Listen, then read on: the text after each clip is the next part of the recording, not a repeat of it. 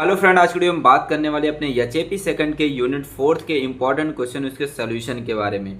तो unit first से लेके यूनिट फिफ्थ तक के सारे इंपॉर्टेंट क्वेश्चन सोल्यूशन अपलोड कर दिए हैं और आज की वीडियो में बात करने वाले यूनिट फोर्थ के इंपॉर्टेंट क्वेश्चन और उसके सोल्यूशन के बारे में। और जो भी चीज़ें आपको चाहिए आप कमेंट बॉक्स में कमेंट जाके जरूर से करिएगा कि आपको किस चीज़ की रिक्वायरमेंट है, मैं वो चीज़ें आपको प्रोवाइड करूंगा। आइए बात करते हैं यहाँ पे जो हमारा पहला क्वेश्चन पूछा जाता है, discuss the about of endocrine system.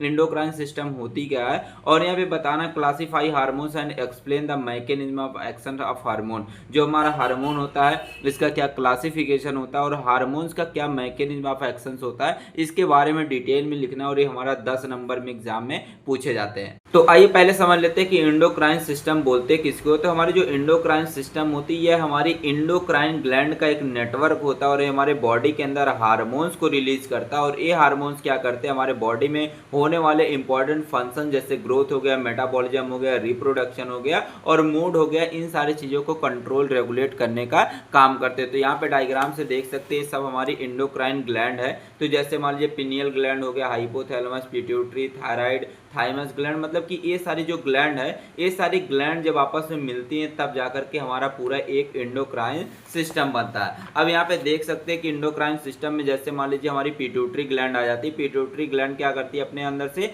Hormones को रिलीज करती है, जैसे ग्रोथ हार्मोन्स को रिलीज करती है, टीएसएच मतलब कि थायराइड स्टिमुलेटिंग हार्मोन्स को रिलीज करती है, फोलिकल स्टिमुलेटिंग हार्मोन्स को रिलीज करती है और ल्यूटिनाइजिंग हार्मोन्स को रिलीज करती है। और ये क्या करती है, हमारे बॉडी में होने वाले जो फंक्शंस होते हैं जैसे मान लीजिए ग्रोथ हो गया और जो अदर फंक्शन हो गए उन सारी चीज़ों को रेगुलेट कंट्रोल करने का काम करते हैं। अब दूसरा यहाँ पे एग्जांपल लिखा है, जैसे पैराथायराइड हो गए। पैराथायराइड क्या करते हैं, अपने अंदर से पैराथायराइड हार्मोन्स को रिलीज करते हैं और ये क्या करते हैं, हमारे बॉडी के अंदर कैल्शियम के लेवल को रेगुलेट और मेंटेन करने का काम करते हैं। अब देख लीजिए एग्जाम में पूछा गया हार्मोन्स और हार्मोन्स के क्लासिफिकेशन के बारे में। पहले जान लेते हैं कि हार्मोन्स क्या होता है। कि हार्मोन जो होता है एक तरीके का केमिकल मैसेंजर होता है जो हमारी ग्लैंड के द्वारा रिलीज होता है और ये जो होता है हमारे ब्लड के अंदर डायरेक्टली रिलीज होता है और हमारे बॉडी में होने वाले जो फंक्शंस होते हैं, जो एक्टिविटी होती है, उसको रेगुलेट कंट्रोल करने का काम करता है। अब जैसे मान लीजिए हमारी ग्लैंड है, अब एक ग्लैंड क्या करती है, अपने अंदर से कुछ केमिकल्स निकालती है जिसको हम बोलते हैं क्या, हार्मोन्स बोलते हैं।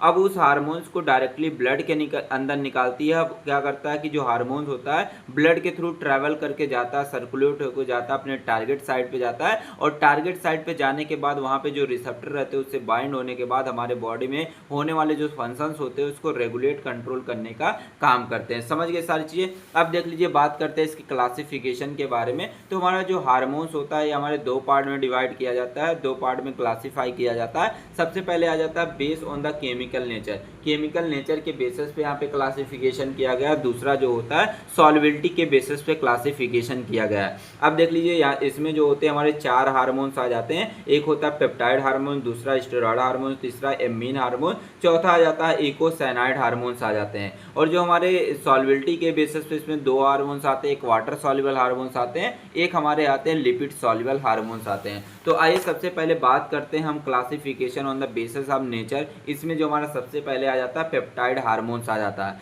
तो हमारे जो पेप्टाइड हार्मोन्स होते हैं यह हमारे एमिनो एसिड की एक लंबी सी चेन होती है और उस एमिनो एसिड के चेन के बीच में हमारे जो होते हैं, मतलब कि एमिनो एसिड जो होते हैं वो हमारे पॉलीपेप्टाइड बॉन्ड के द्वारा जुड़े होते हैं। जैसे मान लीजिए कि ये हमारे कई सारे एमिनो एसिड है और ये एमिनो एसिड जब आपस में जुड़ते हैं, जिस बॉन्ड के द्वारा जुड़ते हैं उसको बोलते हैं पेप्टाइड बॉन्ड बोलते हैं। अब यहाँ पे अगर कई सारे बॉन्ड है तो इसको बोलेंगे क्या, पॉलीपेप्टाइड बॉन्ड बोलेंगे। तो हमारे जो पेप्टाइड हार्मोन्स होते हैं इसमें क्या होता है कि जो हमारे एमिनो एसिड होते हैं ये हमारे पेप्टाइड बॉन्ड के द्वारा जुड़ के हमारे पेप्टाइड हार्मोन्स को बनाने का काम करते हैं। और जो पेप्टाइड हार्मोन्स होते हैं यह हमारे वाटर सॉल्युबल हार्मोन्स होते हैं और जो वाटर सॉल्युबल हार्मोन्स होते हैं वो हमारे जो सेल मेम्ब्रेन होती है उसको आसानी से क्रॉस नहीं कर पाते, मतलब कि जो सेल के ऊपर रिसेप्टर रहते हैं उसी के ऊपर बाइंड होकर के अपने एक्शंस को प्रोड्यूस करने का काम करते हैं। तो वही लिखा गया, they can not pass through the cell membrane, मतलब कि जो हमारे पेप्टाइड हार्मोन्स होते हैं ये वाटर सॉल्युबल हार्मोन्स हैं, मतलब कि ये क्या करेंगे, सेल मेम्ब्रेन को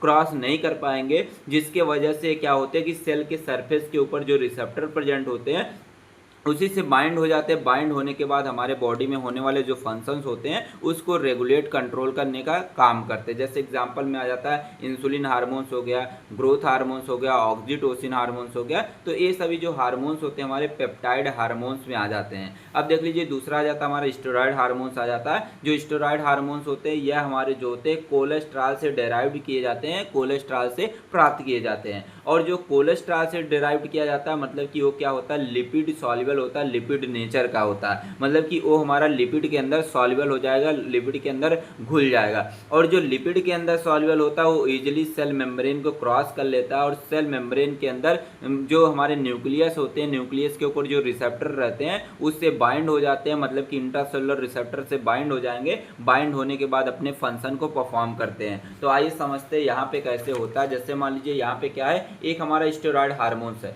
अब ये स्टेरॉयड हार्मोन्स कहाँ पे रिलीज हुआ, हमारे ब्लड के अंदर रिलीज हुआ। अब जैसे ब्लड के अंदर रिलीज होता है, अब आपको पता है कि हमारे ब्लड जो है हमारे बॉडी के अंदर पूरा सर्कुलेट करता रहता है, इधर उधर टहलता रहता है। तो उसके साथ साथ हमारा हार्मोन्स भी टहलता रहता है। अब जैसे उसको उसकी टारगेट साइड मिलती है, उस टारगेट साइड पे जाएगा। अब क्या करेगा कि अगर हमारा मतलब कि जो हार्मोन्स है अगर वो हमारा लिपिड सॉल्युबल रहता तो आसानी से सेल मेम्ब्रेन को क्रॉस कर जाएगा। अब जैसे सेल मेम्ब्रेन को क्रॉस करता है तो सेल के अंदर पाए जाते हैं न्यूक्लियस पाए जाते हैं, और न्यूक्लियस के ऊपर हमारे पाए जाते हैं इस तरीके से रिसेप्टर पाए जाते हैं, जिसको बोलते हैं हम इंट्रासेलुलर रिसेप्टर बोलते हैं। अब इस रिसेप्टर से जो हमारा हार्मोन जो ब्लड के अंदर आया था वो इससे बाइंड होगा और क्या करेगा, अपना सेलुलर रिस्पॉन्स देगा। तो वही यहाँ पे सारी चीजें लिखी गई, एग्जाम्पल में लिखा गया। जैसे एंडोस्टेरॉन हो गया, ठीक है, एल्डोस्टेरॉन हो गया, एस्ट्रोजन हो गया, टेस्टोस्टेरॉन हो गया, प्रोजेस्टेरॉन हो गया, ये सब हमारे आ जाते हैं स्टेरॉयड हार्मोन्स में आ जाते हैं। और 2 नंबर में पूछा जाता है कि किसी दो स्टेरॉयड हार्मोन्स का नाम लिखिए। अब देख लीजिए अगला आ जाता है हमारा एमीन हार्मोन्स आ जाते हैं, या इसको हम बोलते हैं एमिनो एसिड डेरिवेटिव हार्मोन्स भी बोलते हैं। जो हमारे एमीन्स हार्मोन्स होते हैं यह हमारे एमिनो एसिड से डेराइव्ड किए जाते हैं, और उस एमिनो एसिड का नाम होता है ट्रिप्टोफैन होता है और टायरोसिन होता है। मतलब कि टायरोसिन और ट्रिप्टोफैन जो हमारे एमिनो एसिड होते हैं उन्हीं से हमारे जो एमीन हार्मोन्स होते हैं वह हमारे प्राप्त किए जाते हैं। अब जो हमारे एमीन हार्मोन्स होते हैं इसमें कुछ जो होते हैं वह हमारे वाटर सॉल्युबल होते हैं और कुछ हमारे लिपिड सॉल्युबल होते हैं। मतलब कि ये क्या करेंगे, हमारे मेम्ब्रेन को भी क्रॉस कर सकते हैं, सेल मेम्ब्रेन को क्रॉस कर सकते हैं, या तो क्या होंगे कि जो सेल के ऊपर रिसेप्टर होते हैं उससे बाइंड होके अपने मतलब कि फंक्शन को परफॉर्म करते हैं। और जैसे यहाँ पे एग्जाम्पल में लिखा गया हमारे एडलिन हो गए, नॉन एड्रेलिन हो गए, थायरॉक्सिन हो गए, और हमारे ट्राई आयोडो थायरोनिन हो गए, मेलेटोनिन हो गए, ये सब हमारे जो होते हैं एमीन हार्मोन्स में आते हैं। अब देख लीजिए चौथा आ जाता है हमारा इकोसाइनाइड हार्मोन, जिसको हम बोलते हैं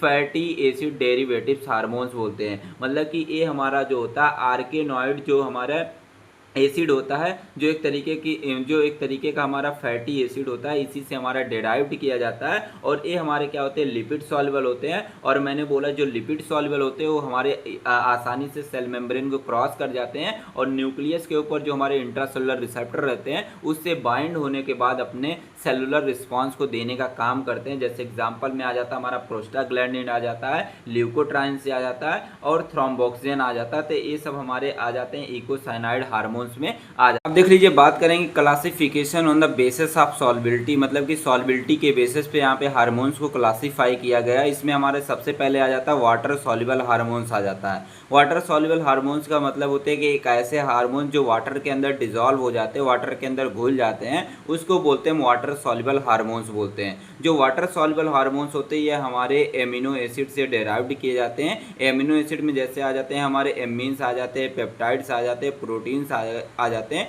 इन सारे चीज़ों से हमारे वाटर सॉल्युबल जो हार्मोन्स होते हैं उसको डेराइव्ड किया जाता है, उससे प्राप्त किए जाते हैं। अब देख लीजिए यहाँ पे आपने पीछे ही पढ़ा था, जो हमारे वाटर सॉल्युबल हार्मोन्स होते हैं वह हमारी सेल मेम्ब्रेन को क्रॉस नहीं कर पाते। मतलब कि जो सेल के ऊपर रिसेप्टर होते हैं, जो सेल के सरफेस पे जो हमारे प्रोटीन के रिसेप्टर होते हैं उसी से बाइंड करते हैं, बाइंड करने के बाद अपना सेलुलर रिस्पॉन्स देते हैं। तो यहाँ पे देख सकते हैं हमारे कुछ वाटर सॉल्युबल हार्मोन्स के नाम लिखे गए हैं। जैसे हमारा इंसुलिन हो गया, ग्लूकेगॉन हो गया, ऑक्सीटोसिन हो गए, ग्रोथ हार्मोन्स हो गए, ये सब हमारे किस में आ जाते हैं, वाटर सॉल्युबल हार्मोन्स में आ जाते हैं। अब देख लीजिए अगला आ जाता है हमारा लिपिड सॉल्युबल हार्मोन्स आ जाता है। लिपिड सॉल्युबल हार्मोन्स के कहने का मतलब होता है कि एक ऐसे हार्मोन जो लिपिड के अंदर डिजॉल्व हो जाते हैं उसको बोलते हैं लिपिड सॉल्युबल हार्मोन्स बोलते हैं। और जो लिपिड सॉल्युबल हार्मोन्स होते हुए हमारे कोलेस्ट्रॉल से डेराइव्ड किए जाते हैं और वो आसानी से सेल मेम्ब्रेन को क्रॉस कर जाते हैं और सेल मेम्ब्रेन के अंदर, सेल के अंदर जो रिसेप्टर होते हैं जिसको हम बोलते हैं इंट्रासेलुलर रिसेप्टर बोलते हैं,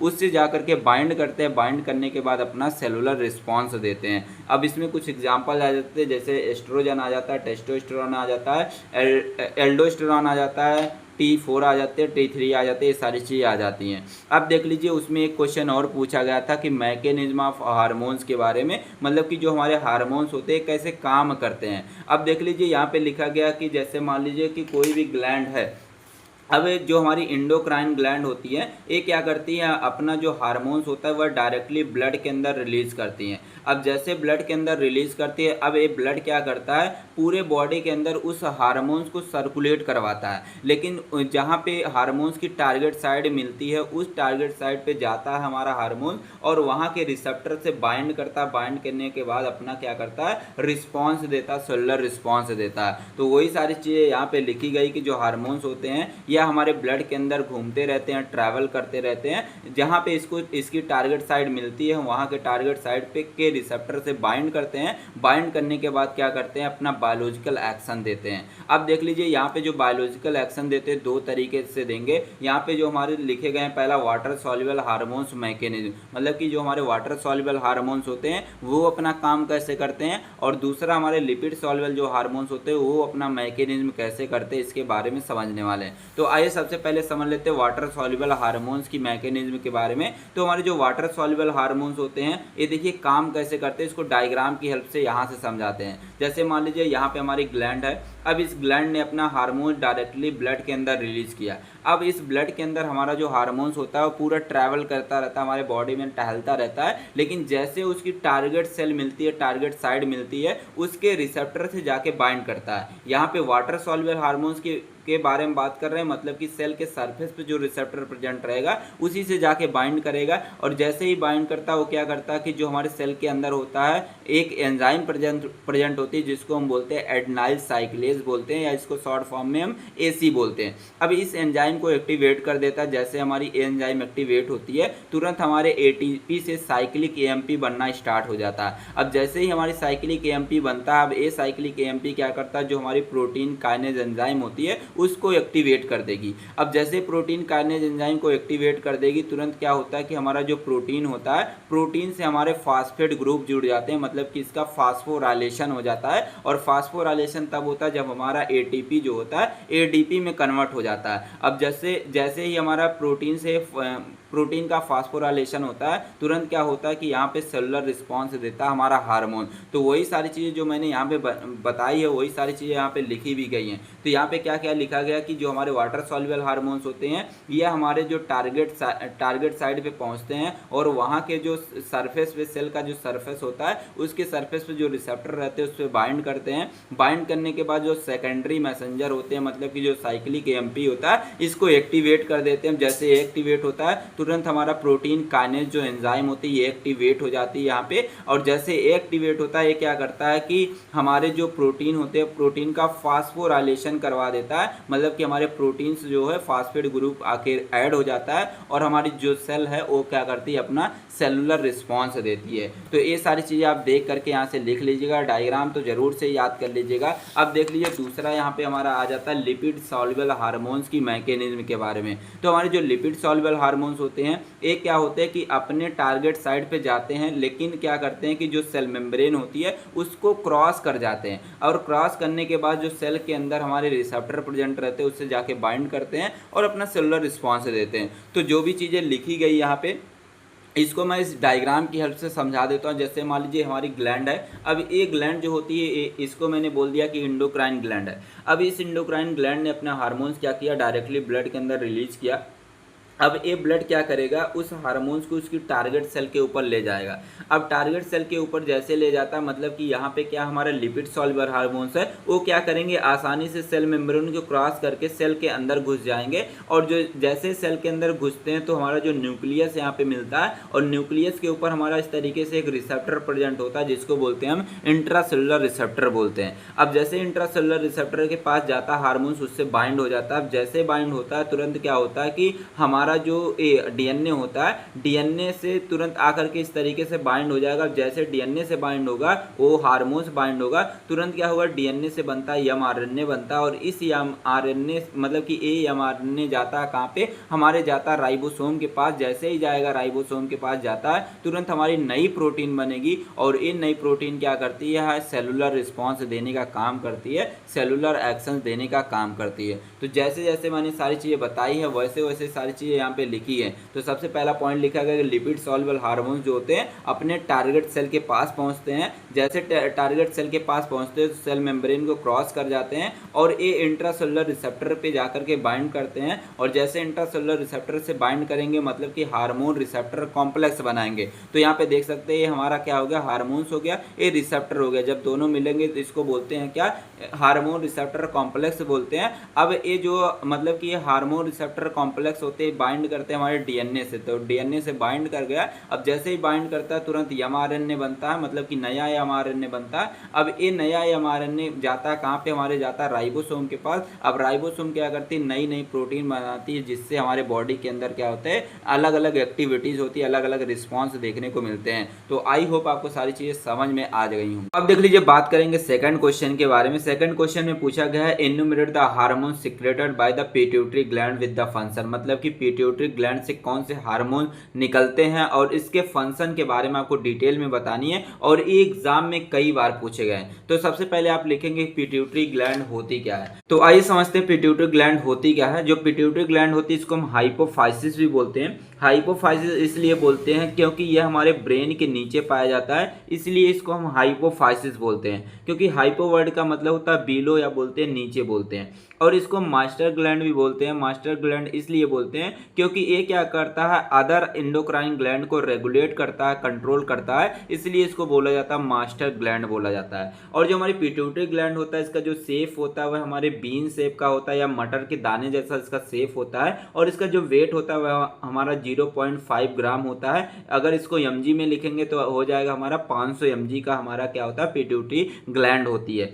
अब देख लीजिए, इसके लोकेशन के बारे में बात करते हैं तो ये हमारे ब्रेन में पाया जाता है, और ये हमारे एक बोनी कैविटी में पाया जाता है, जिसको हम बोलते हैं क्या, सेला टर्सिका बोलते हैं। और ये जो सेला टर्सिका होता है ये हमारे सेपेनाइट बोन की कैविटी होती है। अब देख लीजिए, नेक्स्ट पॉइंट लिखा गया कि जो हमारी पिट्यूटरी ग्लैंड होती है और जो हमारा हाइपोथैलेमस होता है, ये दोनों एक दूसरे से जिसके द्वारा जुड़े होते हैं उसको बोलते हैं हम इनफंडिबुलम बोलते हैं, ठीक है, या इसको पिट्यूटरी स्टाल के भी बोलते हैं। तो ये आप लिख सकते हैं। अब हमारी जो पिट्यूटरी ग्लैंड होती है डायरेक्टली क्या करती है, अपने हार्मोन्स को ब्लड के अंदर रिलीज करने का काम करती है। अब यहाँ पे देख सकते हैं इसके स्ट्रक्चर के बारे में। तो हमारी जो पिट्यूटरी ग्लैंड होती है हमारे दो लोब से बनी होती है। एक होता है हमारा एंटीरियर पिट्यूटरी होता है, जिसको हम बोलते हैं एडिनोफाइसिस बोलते हैं। दूसरा हमारा जो लोब होता है उसको बोलते हैं पोस्टीरियर पिट्यूटरी बोलते हैं, या इसको न्यूरोफाइसिस भी बोलते हैं। तो यहाँ पे देख सकते हैं पिट्यूटरी ग्लैंड है। पिट्यूटरी ग्लैंड में दो आपको दिख रहे हैं, दो लोब दिख रहे हैं। एक को इस वाले को बोलेंगे एंटीरियर लोब बोलते हैं, इसको बोलते हैं पोस्टीरियर लोब बोलते हैं।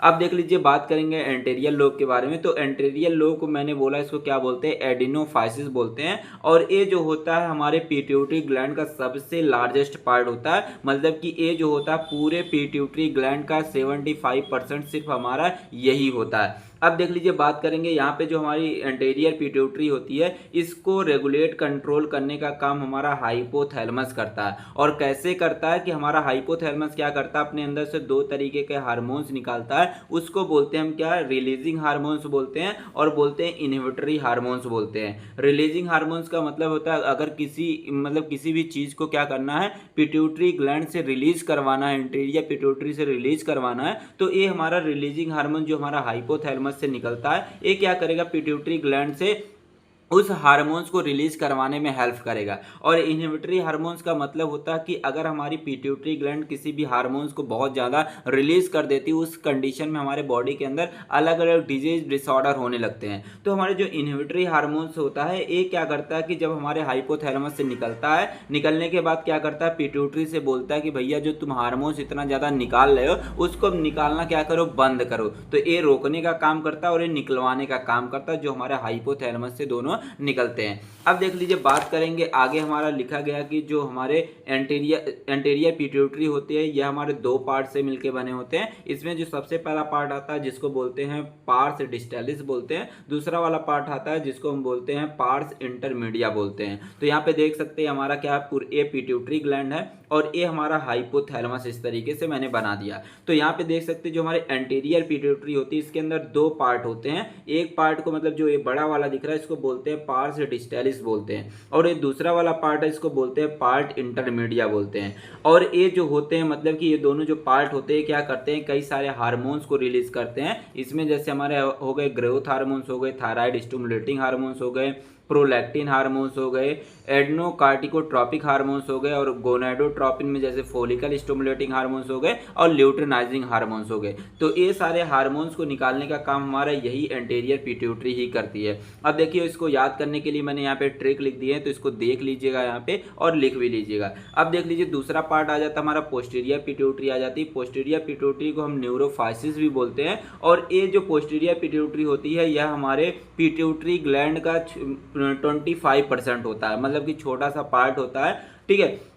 अब देख लीजिए, लिखा गया कि जो हमारा पोस्टीरियर पिट्यूटरी होता है इसको बोलते हैं न्यूरोफाइसिस बोलते हैं। न्यूरोफाइसिस इसलिए बोलते हैं क्योंकि यहाँ पे एक्सॉन पाए जाते हैं और एक्सॉन टर्मिनल पाए जाते हैं, इसलिए इसको बोलते हैं क्या, न्यूरोफाइसिस बोलते हैं। अब जो हमारा न्यूरोफाइसिस होता है ये क्या करता है, अपने अंदर से कुछ हार्मोन्स निकालता है जिसको बोलते हैं हम क्या, ऑक्सीटोसिन हार्मोन्स बोलते हैं, वैसोप्रेसिन, या इसको हम बोलते हैं एंटी डायोटिक हार्मोन्स बोलते हैं। और जो हमारा पोस्टीरियर वाला पार्ट होता है इसके अंदर भी हमारे मतलब कि एक चीज़ होती है, एक पार्ट होता है जिसको बोलते हैं पार्स नर्वोसा बोलते हैं। और जो पार्स नर्वोसा होती है इसके ऊपर हमारी पाई जाती है पोर्टल वेन पाई जाती है, और इसी पोर्टल वेन के थ्रू क्या होता है कि जो हाइपोथैलेमस अपने अंदर से रिलीजिंग हार्मोन्स निकालता है, इनहिबिटरी हार्मोन्स निकालता है, इसी के सहारे आता है हमारे पोस्टीरियर वाले पार्ट में आता है, तब जाकर के हमारे ये सारे हार्मोन्स निकलते हैं और बंद होते हैं। तो ये सारी चीज़ें लिख लीजिएगा। जो मैंने यहाँ पे आपको बताया कि एंटीरियर पिट्यूटरी से इतने सारे हार्मोन्स निकलते हैं और पोस्टीरियर पिट्यूटरी से हमारे दो हार्मोन्स निकलते हैं, तो इन्हीं के बारे में, इनके फंक्शन के बारे में लिखना और इनके बारे में लिखना।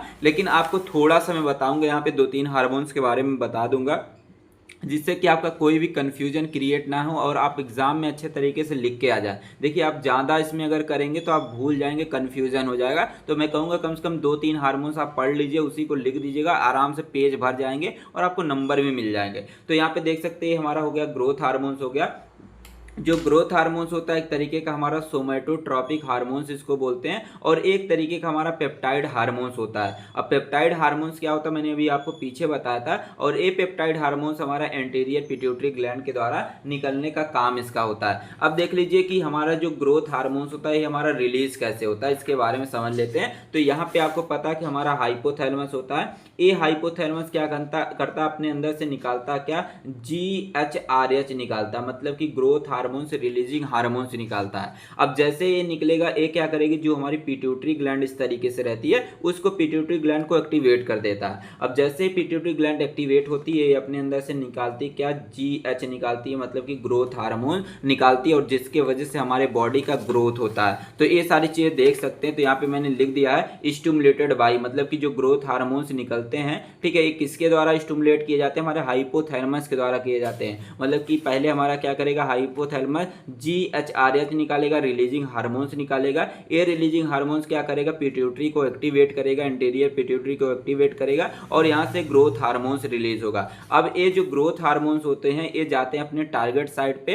अब टारगेट पे साइड पे जाने के बाद जो मसल्स होता है उसका ग्रोथ करवाएंगे, लीवर का, बोन का, कनेक्टिव टिश्यू, इन सारे जगहों पे क्या करते हैं, ग्रोथ करवाने का काम करते हैं। तो वही सारी चीजें यहाँ पे लिख सकते हैं। अगर मान लीजिए कि यही हमारे हार्मोन्स होते हैं पिट्यूटरी ग्लैंड ने बहुत ज्यादा निकाल दिया, तो हमारा जो हाइपोथैलेमस रहता है ये अपने अंदर से तुरंत निकालेगा क्या, इनहिबिटरी हार्मोन्स निकालेगा। अब जैसे इनहिबिटरी हार्मोन्स निकलता है, ये हार्मोन्स क्या करता है, इसके सिक्रेशन को डिक्रीज कर देता है, जिससे कि हमारे मसल्स का बहुत ज़्यादा ग्रोथ नहीं हो पाता, हमारे लीवर का बहुत ज़्यादा ग्रोथ नहीं हो पाता। और अगर बहुत ज़्यादा हार्मोन्स निकल जाते हैं, बहुत ज़्यादा ग्रोथ हो जाता है, इससे हमारे बॉडी में कई सारे मतलब कि प्रॉब्लम्स हो जाती है। जैसे ग्रेट खली को आप देखे होंगे, जिसको हम बोलते हैं एक्रोमेगैली बोलते हैं। एक्रोमेगैली में क्या होते हैं कि हमारे जो पंजे होते हैं, जो हमारे जबड़े होते हैं, बड़े बड़े हो जाते हैं, और जो हाइट होती है बहुत ज़्यादा हो जाती है, तो उसको बोलते हैं हम क्या, एक्रोमेगैली बोलते हैं। तो ये सारे प्रॉब्लम होने लगते हैं, ठीक है। तो ये सारे चीज़ें यहाँ पे लिखी गई हैं। अगर हमारा जो ग्रोथ हार्मोन्स होता है, अगर इसका सिक्रेशन ज़्यादा होता है तो एक्रोमेगैली हो जाती है, मतलब कि ग्रेट खली जैसा उसका स्ट्रक्चर हो जाता है। अगर हमारे जो ग्रोथ हार्मोन्स होते हैं, इसका सिक्रेशन अगर कम हो जाता है, उसको उस कंडीशन में क्या हो जाता है, बौनापन आ जाता है, ठीक है। तो ये सारी चीज़ें यहाँ से देख करके लिख लीजिएगा। अब देख लीजिए, बात करेंगे थायराइड स्टिमुलेटिंग हार्मोन्स के बारे में, जिसको हम TSH बोलते हैं। जो हमारा थायराइड स्टिमुलेटिंग हार्मोन्स होता है, इसको हम बोलते हैं थायरोट्रोपिन हार्मोन्स भी बोलते हैं। और ये जो होता है एक तरीके का हमारा ग्लाइकोप्रोटीन हार्मोन्स होता है, और ये हमारी इंटीरियर पिट्यूटरी के द्वारा निकलता है। अब देख लीजिए, आगे लिखा गया कि हमारे जो थायराइड हार्मोन्स होते हैं, हमारे रिलीज कैसे होते हैं, इसके बारे में समझ लेते हैं। जैसे मान लीजिए, ये हमारा क्या हो गया, हाइपोथैलेमस हो गया। जैसे मैं सारी चीज़ें बना के बता रहा हूँ, वैसे वैसे एग्जाम में आपको लिखने हैं। तो यहाँ पे क्या होता है कि हाइपोथैलेमस है। अब हाइपोथैलेमस से हमारा इस तरीके से अटैच होती है, पिट्यूटरी ग्लैंड होती है। तो हमारा जो हाइपोथैलेमस होता है, सबसे पहले अपने अंदर से क्या निकालता है, थायराइड रिलीजिंग हार्मोन्स निकालता है। अब जैसे थायराइड रिलीजिंग हार्मोन्स निकालेगा, तो ये थायराइड रिलीजिंग हार्मोन्स जाएगा पिट्यूटरी के पास। अब पिट्यूटरी को एक्टिवेट कर देगा। अब जैसे पिट्यूटरी ग्लैंड एक्टिवेट होती है, अब पिट्यूटरी ग्लैंड अपने अंदर से क्या निकालेगी थायराइड स्टिमुलेटिंग हार्मोन्स निकालेगी। मतलब कि ये क्या करने वाली है, थायराइड ग्लैंड को स्टिमुलेट करने वाली, जगाने वाली है। तो ये क्या करेगी, जो थायराइड स्टिमुलेटिंग हार्मोन्स है, ये जाएगी हमारे थायराइड ग्लैंड के ऊपर जाएगी। जैसे मान लीजिए मैंने बना दिया थायराइड ग्लैंड, अब जाएगी थायराइड ग्लैंड के ऊपर, थायराइड ग्लैंड को एक्टिवेट कर देगी। अब थायराइड ग्लैंड क्या करेगा, अपने अंदर से हार्मोन्स निकालता है। जैसे हमारे T3 हार्मोन्स हो गए, T4 हार्मोन्स हो गए, कैल्सिटोनिन हार्मोन्स हो गए, ये सारे हार्मोन्स को निकालने का काम करता है। मान लीजिए कि यहाँ पे जो हमारे T3 हार्मोन्स है, T4 हार्मोन्स है, कैल्सिटोनिन हार्मोन्स, अगर इसकी मात्रा बहुत ही ज़्यादा हमारी क्या कर रही है, जो ये हमारी थायराइड ग्लैंड है बहुत ज़्यादा निकाल दी है, उस कंडीशन में हमारे बॉडी के अंदर अलग अलग तरीके के प्रॉब्लम होने क्रिएट हो जाएंगे। तो हमारा क्या होता है कि यहाँ पे हमारा जो हाइपोथैलेमस है, कोई इनहिबिटरी हार्मोन्स नहीं निकालेगा, कोई इनहिबिटरी नहीं निकालेगा। बस यहाँ पे क्या होगा, वही निगेटिव फीडबैक सिस्टम वाला यहाँ पे काम चलेगा, तुरंत निगेटिव फीडबैक भेजेगा, जिसके वजह से ये हार्मोन्स हमारा निकलना बंद हो जाता है। जो सारी चीज़ें यहाँ पे लिखी गई हैं, इसी चीज़ को मैं इस तरीके से यहाँ पे लिख दिया हूँ। इसको देख करके आप लिख लीजिएगा कि हाइपोथैलेमस निकालेगा थायराइड रिलीजिंग हार्मोन्स निकालेगा, और ये एक्टिवेट करेगा पिट्यूटरी को। पिट्यूटरी अपने अंदर से निकालेगा थायराइड स्टिमुलेटिंग हार्मोन्स निकालेगा, और ये थायराइड स्टिमुलेटिंग हार्मोन्स क्या करता है, जो हमारी थायराइड ग्लैंड होती है, इसको एक्टिवेट कर देती है। अब जैसे इसको एक्टिवेट करती है, तो T3 T4 और कैल्सिटोनिन निकलते हैं। अब मैंने बोला कि जैसे T3 T4 बहुत ज़्यादा निकल गए हैं, तो तुरंत हमारा निगेटिव फीडबैक सिस्टम यहाँ पे काम करने लगता है, जिसकी वजह से हमारा ये ज़्यादा निकलना बंद हो जाता है। और यहाँ पे हमारा हाइपोथैलेमस कोई इनहिबिटरी हार्मोन्स नहीं निकालता है, चीज़ें आपको ध्यान देनी है। अब देख लीजिए, यहाँ पे लिखा गया कि अगर बहुत ज़्यादा मतलब कि जो थायराइड हार्मोन्स निकल गए, उस कंडीशन को बोलते हैं क्या, हाइपरथायरिडिज्म बोलते हैं। 2 नंबर में पूछा जा सकता है। और यहाँ पे अगर हमारे जो थायराइड हार्मोन्स जो होते हैं, अगर हमारे कम निकलते हैं, उस कंडीशन को बोलते हैं क्या, हाइपोथायरिडिज्म बोलते हैं। तो ये सारी चीज़ें लिख सकते हैं। अब देख लीजिए, एक हार्मोन्स और आपको बता देते हैं, फिर इसके बाद ये वाला क्वेश्चन पूरा कंप्लीट करते हैं, ठीक है। अब देख लीजिए, आ जाता है प्रोलैक्टिन हार्मोन्स आ जाता है। जो हमारे प्रोलैक्टिन हार्मोन्स होता है, एक तरीके का हमारा जो सिंगल चेन प्रोटीन हार्मोन्स होता है, और ये जो होता है हमारी एंटीरियर पिट्यूटरी जो होती है, उसके द्वारा हमारा रिलीज होता है, ठीक है। और ये जो होता है, इसका जो टारगेट साइड होता है, वह हमारी क्या होती है, हमारी मेमोरी ग्लैंड होती है। मेमोरी ग्लैंड पे जाता है। अब क्या करता है, मेमोरी ग्लैंड को एक्टिवेट कर देता है, और मेमोरी ग्लैंड क्या करती है, मिल्क को प्रोड्यूस करने का काम करती है। तो आइए समझते हैं यहाँ पे कैसे प्रोड्यूस करती है, कैसे अपना फंक्शन करती है। जैसे मान लीजिए यहाँ पे हाइपोथैलेमस है, ये हाइपोथैलेमस जो होता है हमारा एक्टिवेट करता है, मतलब सॉरी, हाइपोथैलेमस जो होता है अपने अंदर से निकालता क्या, प्रोलैक्टिन रिलीजिंग हार्मोन्स निकालेगा। तो यहाँ पे डायग्राम से समझाते, जैसे मान लीजिए हमारा क्या, ये हाइपोथैलेमस है। अब हाइपोथैलेमस से इस तरीके से हमारी पिट्यूटरी ग्लैंड होती है। तो सबसे पहले जो हमारा होता है, जो ये हाइपोथैलेमस है, अपने अंदर से निकालेगा क्या, प्रोलैक्टिन रिलीजिंग हार्मोन्स निकालेगा। अब जैसे जैसे ही निकालेगा ये क्या करेगा, एक्टिवेट कर देगा हमारी पिट्यूटरी ग्लैंड को। अब पिट्यूटरी ग्लैंड क्या करेगी, अपने अंदर से निकालती है क्या, यहाँ पे निकालती है सर, यहाँ पे निकालती है प्रोलैक्टिन निकालती है, प्रोलैक्टिन हार्मोन्स को निकालेगी। अब ये प्रोलैक्टिन हार्मोन्स जाता है कहाँ पे, जो ब्रेस्ट होता है उसके ऊपर जाएगा, और यहाँ पे क्या होगा कि जो मिल्क होगा, मिल्क का इस तरीके से सिक्रेशन होता है हमारे ब्रेस्ट के अंदर से। तो वही होता है यहाँ पे कि हाइपोथैलेमस अपने अंदर से निकालेगा प्रोलैक्टिन रिलीजिंग हार्मोन, तो ये क्या करेगा, पिट्यूटरी ग्लैंड को जगा देगा। पिट्यूटरी ग्लैंड जैसे ही जग जाएगी, मतलब कि यहाँ से प्रोलैक्टिन हार्मोन्स निकलेंगे। अब ये प्रोलैक्टिन हार्मोन जो होते हैं ब्रेस्ट मतलब मेमोरी ग्लैंड को एक्टिवेट कर देते हैं, और यहाँ से क्या होता है, मिल्क का प्रोडक्शन होता है। अब मान लीजिए कि इसी मिल्क का प्रोडक्शन बहुत होने लग जाता है, तो हमारे जो हाइपोथैलेमस होता है ये निकालता है क्या, प्रोलैक्टिन इन्हिबिटरी हार्मोन्स निकालता है, और जिसके वजह से इसका निकलना जो होता है बंद हो जाता है। तो ये सारी चीजें आप लिख लीजिएगा, ठीक है। मैंने ऐसे बता दिया आपको कि आप आराम से एग्जाम में लिख के अच्छा नंबर ला सकते हैं। देख लीजिए अगला क्वेश्चन पूछा गया, यहाँ पे पूछा गया कि आप एड्रिनल ग्लैंड के ऊपर एक नोट्स लिखिए, इसके बारे में डिटेल में लिखिए, और 7 मार्क्स में पूछा गया। तो आइए समझते हैं एड्रिनल ग्लैंड होती क्या। पहले जान लेते हैं इसका नाम एड्रिनल ग्लैंड क्यों पड़ा। तो यहाँ पे एड का मतलब होता है नियर, और रीनल का मतलब होता है किडनी, मतलब कि ऐसी ग्लैंड जो किडनी के पास होती है। इस तरीके से मान लीजिए किडनी है, किडनी के जस्ट इसके ऊपर हमारा होता है, ठीक है। इसको बोलते हैं क्या, एड्रिनल ग्लैंड बोलते हैं। अब देख लीजिए जो हमारा एड्रिनल ग्लैंड होती है इसको बोलते हैं क्या, सुप्रारीनल ग्लैंड भी बोलते हैं। सुप्रारीनल ग्लैंड इसलिए बोलते हैं क्योंकि ये हमारे किडनी के ऊपर पाया जाता है, इसलिए इसको बोलते हैं क्या, सुप्रारीनल ग्लैंड बोलते हैं। और जो हमारी एड्रिनल ग्लैंड होती है संख्या में 2 होती है, मतलब कि एक हमारी राइट किडनी के ऊपर प्रेजेंट होती है, एक हमारी लेफ्ट किडनी के ऊपर प्रेजेंट होती है, ठीक है। जो राइट किडनी के ऊपर प्रेजेंट होती है उसको बोलते हैं राइट एड्रिनल ग्लैंड बोलते हैं, और जो लेफ्ट किडनी के ऊपर प्रेजेंट रहती है उसको लेफ्ट एड्रिनल ग्लैंड बोलते हैं। अब देख लीजिए आगे लिखा गया कि both adrenal gland are located above the kidney, मतलब कि दोनों जो हमारी एड्रिनल ग्लैंड होती है दोनों किडनी के ऊपर ही पाई जाती है इस तरीके से। और इसका जो शेप होता है ट्रायंगल शेप का होता है, देख सकते हैं हमारे त्रिभुज के आकार का इसका शेप है।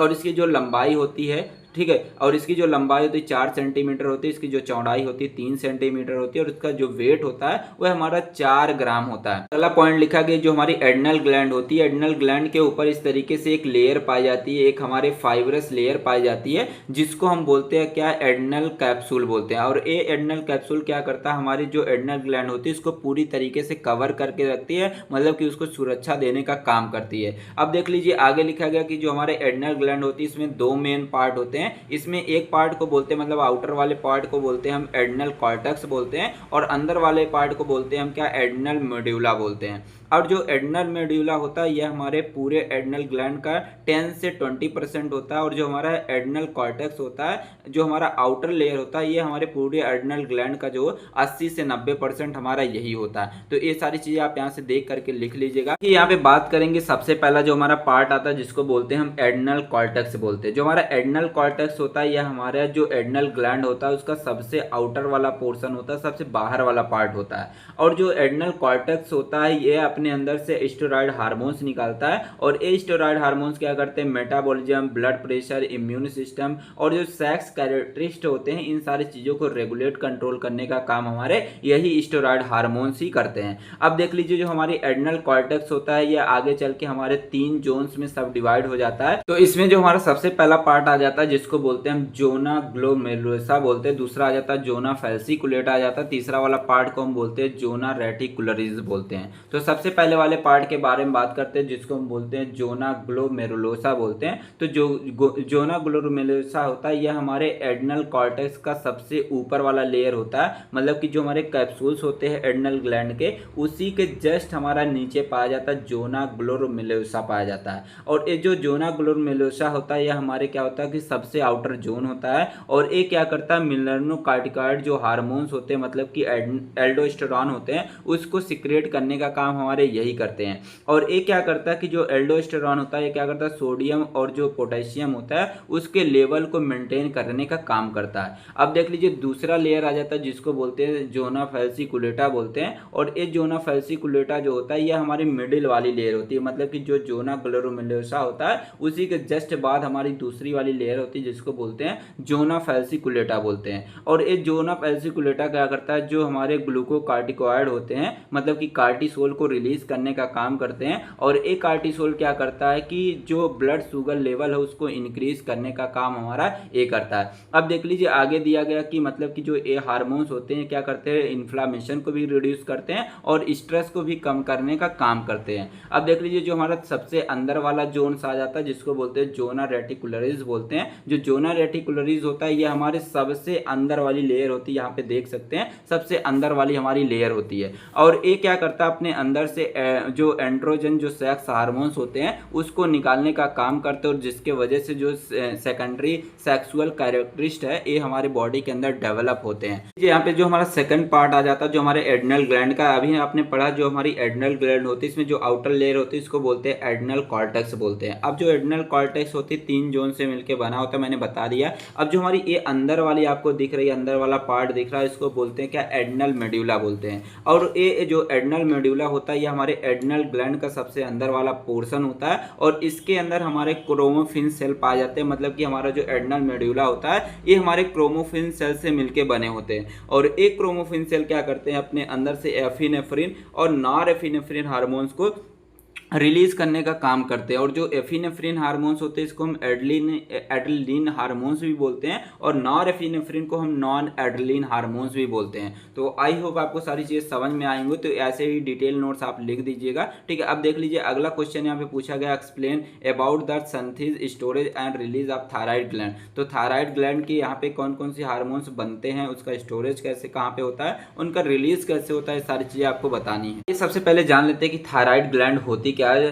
थायराइड ग्लैंड जो होती है एक तरीके की मतलब बटरफ्लाई शेप के एक ऑर्गन्स होता है, एक तरीके की इंडोक्राइन ग्लैंड्स होती है। तो यहाँ पे देख सकते हैं हमारी ये थायराइड ग्लैंड है। अब इस थायराइड ग्लैंड का आकार जो होता है ये हमारा कैसा होता है, बटरफ्लाई मतलब कि तितली के आकार का होता है, ठीक है। और इसका जो लोकेशन होता है वो हमारे नेक में होता है, गर्दन में हमारी इस तरीके से पाई जाती है। और इसके अंदर हमारे 2 लोब्स होते हैं, एक हमारा राइट लोब्स होता है, एक हमारा लेफ्ट लोब होता है। तो वही लिखा गया कि ये हमारे 2 लोब से मिलकर बने होते हैं, ठीक है। और ये जो दोनों लोब्स होते हैं ये हमारे जो ट्रैकिया होती है, ट्रैकिया के इनसाइड ये हमारे प्रेजेंट होते हैं, ठीक है। मतलब कि यहाँ पे हमारे प्रेजेंट होते हैं। अब लिखा गया कि हमारे जो लोब्स होते हैं, ये दोनों लोब्स जो होते हैं हमारे 15 सेंटीमीटर जो होते हैं लॉन्ग होते हैं, 3 सेंटीमीटर चौड़े होते हैं। और जो मतलब कि दोनों लोब्स होते हैं, मतलब कि ये हमारा जो राइट लोब्स होता है, जो लेफ्ट लोब्स होता है, जिसके द्वारा कनेक्टेड होते हैं, इस वाले पार्ट को बोलते हैं इस्थमस बोलते हैं। समझ गए सारी चीजें। अब देख लीजिए यहाँ पे डायग्राम आप बना लीजिएगा। अब आपको यहाँ पे एक चीजें और बता देते हैं कि जो हमारी थायराइड ग्लैंड होती है, थायराइड ग्लैंड के अंदर हमारे पाए जाते हैं कुछ सेल पाए जाते हैं जिसको हम बोलते हैं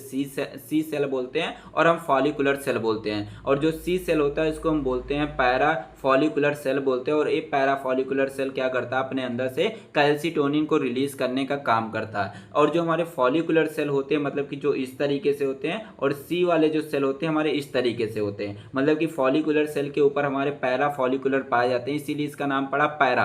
पैरा का मतलब होता है ऊपर, जो फॉलिकुलर सेल के ऊपर रहेंगे उसको बोलेंगे पैरा फॉलिकुलर सेल बोलेंगे। तो ये जो हमारा सी सेल होता है ये कैल्सिटोनिन को रिलीज करेगा, लेकिन जो हमारे फॉलिकुलर सेल होते हैं ये क्या करते हैं, अपने अंदर से T3 हार्मोन्स T4 हार्मोन्स को रिलीज करने का काम करते हैं। अब देख लीजिए आगे बात करते हैं इसके आगे, मतलब कि इसकी क्या फिजियोलॉजी होती है, मतलब कि कैसे हार्मोन्स निकलते हैं। तो यहाँ पे आपको डायग्राम की हेल्प से समझा देते हैं ताकि आपके कोई भी डाउट्स यहाँ पे क्रिएट ही ना हो। तो यहाँ पे ध्यान समझिएगा, यहाँ पे होता हमारा क्या, हाइपोथैलेमस होता है। अब ये हाइपोथैलेमस क्या करता है कि सबसे पहले अपने अंदर से निकालता है हार्मोन्स निकालता है, जिसको बोलते हैं क्या, थायराइड रिलीजिंग हार्मोन्स बोलते हैं। अब हाइपोथैलेमस ने क्या किया, थायराइड रिलीजिंग हार्मोन्स निकाल दिया। अब ये थायराइड रिलीजिंग हार्मोन जाता है हमारी पिट्यूटरी ग्लैंड के पास जाता है, इंटीरियर पिट्यूटरी के पास जाता है। अब जैसे इंटीरियर पिट्यूटरी के पास जाएगा तो ये इंटीरियर पिट्यूटरी क्या करती है, अपने अंदर से एक हार्मोन्स निकालती है जिसको बोलते हैं क्या, थायराइड स्टिमुलेटिंग हार्मोन्स बोलते हैं। थायराइड स्टिमुलेटिंग हार्मोन्स निकालेगी। अब ये थायराइड स्टिमुलेटिंग हार्मोन्स जाती है हमारी जो पिट्यूटरी थायराइड ग्लैंड होती है उसके पास जाएगी। अब थायराइड ग्लैंड के पास जैसे जाती है, अब क्या करती है, इसके जो सेल्स होते हैं मतलब इसके जो फॉलिकुलर सेल होते हैं उसको एक्टिवेट कर देते हैं, और यहाँ से क्या निकालते हैं, T3 हार्मोन्स निकालते हैं, T4 हार्मोन्स निकालते हैं, और कैल्सिटोनिन हार्मोन्स को निकालने का काम करते हैं। तो ये सारी चीज़ें ऐसे बना करके एग्जाम में लिख देंगे, तो वही सारी चीज़ें यहाँ पे लिखी गई है, देख करके आप यहाँ से लिख सकते हैं। समझ गए सारी चीज़ें। अब देख लीजिए सारे हार्मोन्स के बारे में लिखा गया कि हमारे जो थायरॉक्सिन हार्मोन्स होते हैं, मतलब जो T4 हार्मोन्स होते हैं, ये हमारे फॉलिकुलर सेल से रिलीज होते हैं और ए फॉलिकुलर सेल जो होते हैं हमारे थायराइड ग्लैंड के अंदर पाई जाती हैं। अब देख लीजिए आगे लिखा कि जो हमारे T4 हार्मोन्स होते हैं एक तरीके का हमारे एमीन हार्मोन्स होते हैं, मतलब कि ये हमारे जो टायरोसिन एमिनो एसिड होता है उससे हमारे डेराइव किए जाते हैं, उससे हमारे प्राप्त किए जाते हैं। और ये हमारे जो T4 हार्मोन्स होते हैं ये हमारे क्या करते हैं 4 आयोडीन के मॉलिक्यूल्स को 4 आयोडीन के एटम्स को कंटेन करने का काम करते हैं। ये चीज़ें जरूर से ध्यान रखिएगा। और यहाँ पे लिखा गया कि T4 is inactive form of the thyroid hormone, मतलब कि जो हमारा T4 हार्मोन्स निकलता है हमारे थायराइड ग्लैंड से वो हमारा इनएक्टिव फॉर्म में निकलता है। और ये एक्टिव तब होता है कि जब क्या होता है कि यहाँ पे T4 is converted to the active form T3 in the peripheral tissue, मतलब कि जब हमारा क्या होता है कि T4 हार्मोन जो होता है ये हमारा तब एक्टिव होता है जब ये जाता है हमारे पेरीफेरल टिश्यू। किस पेरीफेरल टिश्यू में, मतलब लीवर के पेरीफेरल टिश्यू में और किडनी के पेरीफेरल टिश्यू में जैसे ही जाता है तुरंत T3 के अंदर कन्वर्ट हो जाता है, T3 के फॉर्म में कन्वर्ट हो जाता है और ये क्या हो जाता है एक्टिव हो जाता है। T4 के फॉर्म में रहेगा तब तक एक्टिव नहीं रहेगा, लेकिन जैसे ही जाता है पेरीफेरल टिश्यू के अंदर जाता है तुरंत वहां पे जाने के बाद क्या हो जाता है एक्टिव हो जाता है, मतलब T3 से T4 के अंदर कन्वर्ट हो जाता है। तो इस तरीके से आप लिख देंगे। अब देख सकते हैं इसके फंक्शन के बारे में, मतलब कि जो T4 हार्मोन्स होते हैं इनका क्या क्या काम होता है। सबसे पहला काम है कि ये क्या करते हैं बीएमआर को बढ़ाने का काम करते हैं और ये क्या करते हैं ग्लूकोज का मेटाबॉलिज्म करते हैं। तीसरा दिया गया प्रोटीन का सिंथेसिस करते हैं, हार्ट रेट को इंक्रीज करते हैं और जो फोर्स ऑफ कॉन्ट्रैक्शन होता है उसको भी इंक्रीज करने का काम करते हैं, कार्डियक आउटपुट को बढ़ाने का काम करते हैं, बोन के ग्रोथ को स्टिमुलेट करते हैं, बढ़ाने का काम करते हैं और जो मेंस्ट्रुअल साइकिल होती है उसको नॉर्मल करने का काम करते हैं, मेंटेन करने का काम करते हैं। अब देख लीजिए अगला हार्मोन आ जाता है हमारा ट्राई आयोडो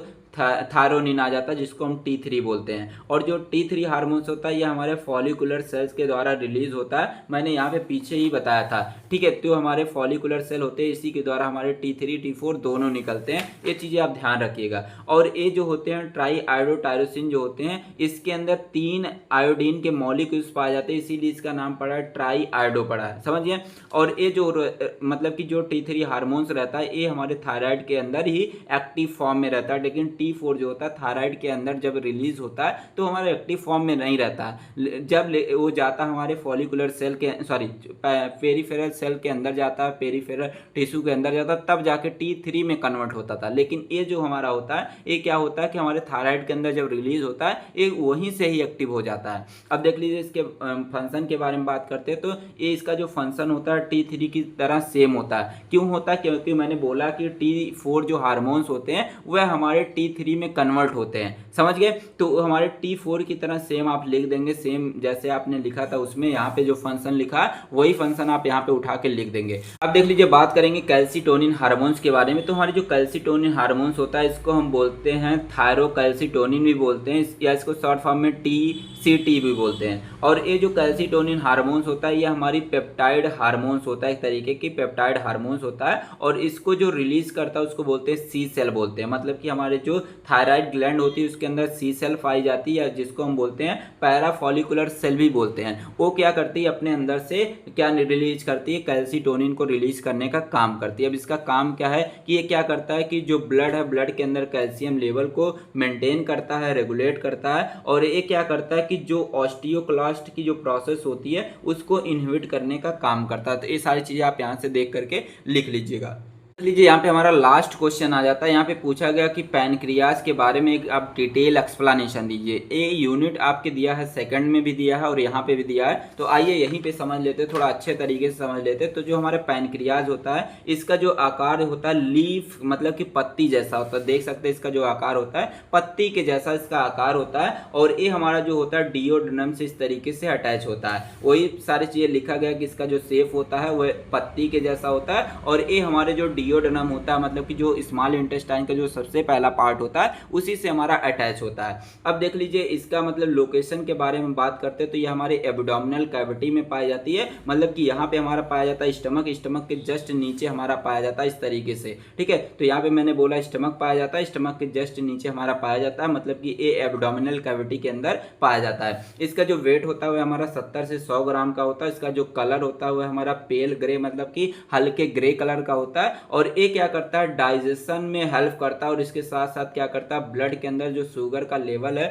उसको कंट्रोल करने का काम करता है। और ये जो होती है इसकी जो लंबाई होती है हमारे 6 से 10 इंच की इसकी लंबाई होती है। और ये जो होता है एक तरीके की एक्सोक्राइन और एंडोक्राइन दोनों की तरह, दोनों ग्लैंड की तरह वर्क करता है। मतलब कि एक्सोक्राइन भी फंक्शन करता है और एंडोक्राइन फंक्शन भी करता है। मतलब कि ये अपने हार्मोन्स को क्या करता है, डक्ट में भी रिलीज करता है और डायरेक्टली ब्लड में भी निकालता है, इसलिए इसको बोला जाता है क्या, मिक्स ग्लैंड भी बोला जाता है। अब देख लीजिए, बात करते हैं पार्ट्स ऑफ पैनक्रियाज के बारे में। तो हमारा जो पैनक्रियाज होता है मेनली जो होता है 4 पार्ट से बना होता है। इसमें मतलब कि जहां पे डिओडेनम से अटैच रहता है, जो सबसे चौड़ा वाला पार्ट आपको दिख रहा होगा, इसको बोलते हैं हेड पार्ट बोलते हैं। फिर हेड के आगे आ जाता है नेक वाला पार्ट आ जाता है, फिर बॉडी आ जाती है, फिर लास्ट वाले पार्ट को बोलते हैं टेल पार्ट बोलते हैं। अब देख लीजिए, बात करेंगे इसके इंटरनल स्ट्रक्चर के बारे में। तो हमारा जो पैनक्रियाज होता है ये हमारा मेनली 2 पार्ट से मिलकर बना होता है। इसमें जो सबसे पहला पार्ट आता है इसको बोलते हैं एंडोक्राइन पार्ट बोलते हैं। और ये जो पूरे पैनक्रियाज का जो होता है 5% होता है। और जो दूसरा वाला पार्ट होता है इसको बोलते हैं हम क्या, एक्सोक्राइन पार्ट बोलते हैं। और ये पूरे पैनक्रियाज का जो होता है 95% होता है। अब देख लीजिए, बात करते हैं, यहाँ पे चलते हैं। जैसे मान लीजिए हमारा पैनक्रियाज है,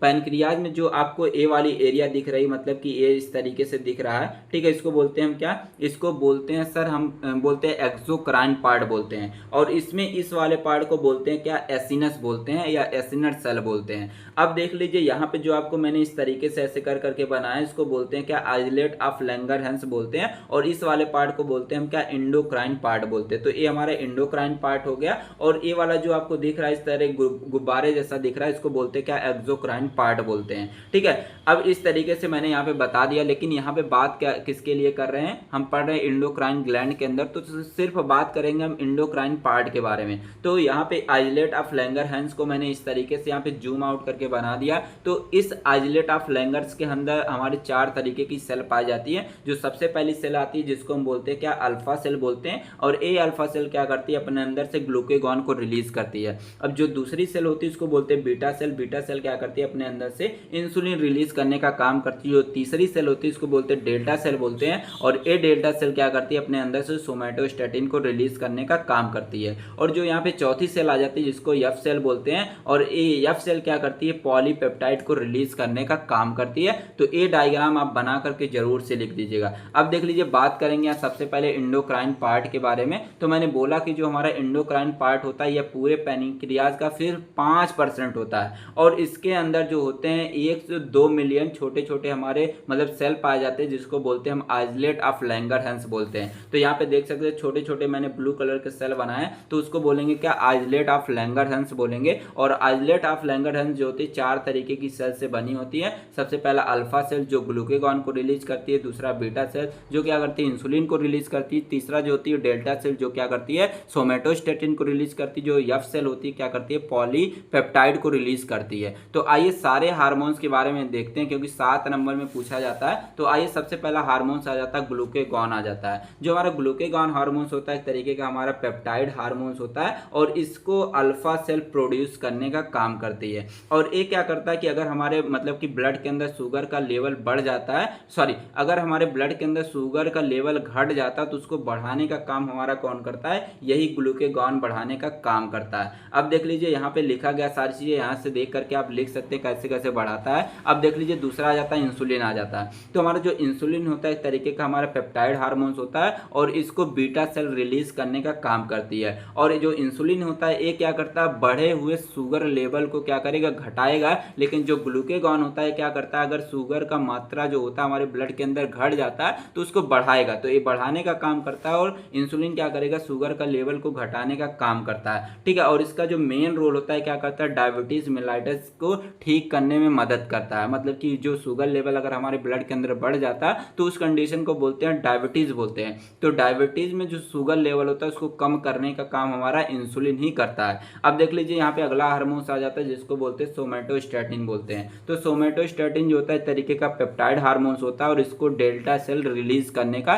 काम करती है। और जो सोमैटोस्टैटिन हार्मोन्स होती है क्या करती है, जो इंसुलिन होता है, जो ग्लूकेगॉन होती है, इनके सिक्रेशन को इनहिबिट करने का काम करता है। समझ गए सारी चीजें। अब देख लीजिए यहाँ पे आ जाता है हमारा पॉलीपेप्टाइड हार्मोन्स आ जाता है। तो हमारे जो पॉलीपेप्टाइड हार्मोन्स होते हैं एक तरीके की पेप्टाइड हार्मोन्स होते हैं या और ये हमारे जो होते हैं 36 एमिनो एसिड से मिलके बने होते हैं और इसको जो होता है यप सेल अपने अंदर से निकालने का काम करती है और ये क्या करता है कि डाइजेशन को रेगुलेट करने का काम करता है। तो आई होप आपको सारी चीज़ें समझ में आ गई होंगी। तो हम लोगों ने सारे क्वेश्चन और उसके आंसर को सॉल्व कर लिया। तो थैंक्स फॉर वॉचिंग, मिलते हैं नेक्स्ट वीडियो में, तब तक के लिए टेक केयर, बाय बाय।